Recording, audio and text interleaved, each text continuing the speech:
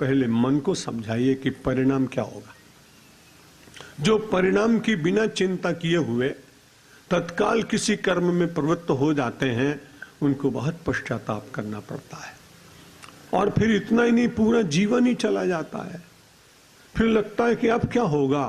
गोस्वामी तुलसीदास जी महाराज ऐसे मन के वश में चलने वाले लोगों का बड़ा संक्षिप्त सा वर्णन करते हैं कि सो परत्र दुख पावे, सिर धुनि धुनि पछताए, काल ही कर्म ही ईश्वर ही मिथ्या दोष लगा।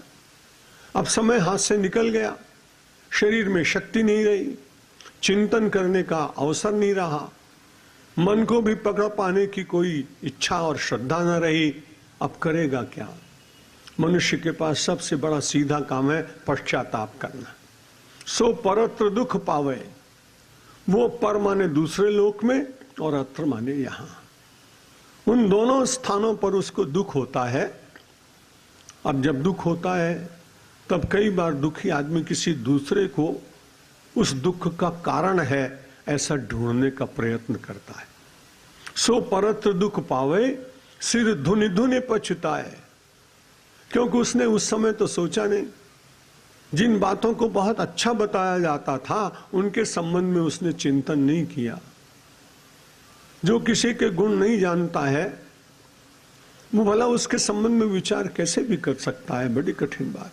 सतम सदा निंदति नाति चित्रम, वो अच्छी बात की भी निंदा करता है, इसमें कोई आश्चर्य की बात नहीं है। यथा किराती करिकुंभ जाताम, मुक्ताम परित्यज्य बिभर्त गुंजाम। नीतिकारों ने बड़ा अच्छा उदाहरण दिया कि हाथी के मुक्तामणि कहीं पड़ी है, जंगल में घूम रहा था। ऐसा साहित्यिक लोग कहते हैं, सत्य ही होगा कि गजमुक्ता बड़ा मूल्यवान होता है। और वो गज के गंडूश भाग में से निकलती है, कान के पास में से, ऐसा भी वर्णन आता है। अब वो सुंदर सा एक चमकता हुआ मोती गजमुक्ता जंगल में पड़ा हुआ है। जंगल में रहने वाला आदिवासी व्यक्ति उसको पहचानता नहीं है, इसलिए वो तो चिड़ौती गिनता रहता है। सब जगह वो छोटी लाल और जिसका मुंह काला होता है उसको आप यही कहते हैं शायद, तो चिड़ौती ढूंढता है और मणि को छोड़ देता। सतम सदा निंदति नाति चित्रम, वो व्यक्ति संसार की उन वस्तुओं को जिनकी कीमत नहीं है, जिनके बिना भी आदमी जी सकता है, उनके संग्रह में अपना जीवन व्यतीत कर देता है। समय चला गया, अब किसी के ऊपर तो दोष देना पड़ेगा।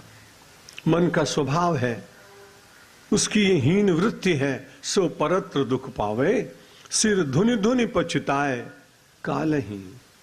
कभी काल को, कभी कर्म को, और कभी कभी तो ईश्वर को। शायद मैंने अपने पूर्व वचन में कई बार कहा होगा, बहुत श्रोता हमारे पुराने भी हैं, कुछ नए भी हैं। कई बार ईश्वर को भी हम दोष देते हैं। जब मैं शंकराचार्य पद पर था तो बॉम्बे में, वहाँ भूलाभाई देसाई रोड पर किसी आदमी ने अपना पूरा फ्लैट 10 दिन के लिए दे दिया। हमें वहाँ निवास करते थे, प्रवचन करते थे। उस समय चांदी वांदी चीजें बहुत ज्यादा हुआ करती थी। मेरे पुजारी ने कहा कि महाराज 2 चांदी की वाटकी पता नहीं कहाँ चली गई। मैंने कहा पता लगाओ, मिल जाए तो ठीक है। कुछ पता लगा तो मालूम पड़ा कि वहां जो काम करने वाला घाटी था वो उनको उठा ले गया। उन लोगों ने कहा इसको पुलिस में दे दे। मैं कहा नहीं, गरीब आदमी है, कोई बड़ी आवश्यकता होगी तभी तो उठाया, नहीं तो ऐसा क्यों करता वो। मैंने उसको बुलाया, मैंने कहा तुमने चांदी की पूजा की कटोरियां गायब कर दी। बोला महाराज कल परसों हम भी थोड़ी देर के लिए प्रवचन सुनने गए थे। तो क्या सुनना था तुमने? आप कह रहे थे कि सब कुछ भगवान की इच्छा से होता है, उनकी बिना इच्छा के तो पत्ता नहीं हिलता। जब पत्ता नहीं हिलता है तो मैंने क्या भगवान की बिना इच्छा के चोरी की? अब बताइए मैं उसको क्या कहता। तो सो परत दुख पावे, सिर धुनि धुनि पछताए, और काल ही कर्म ही ईश्वर ही।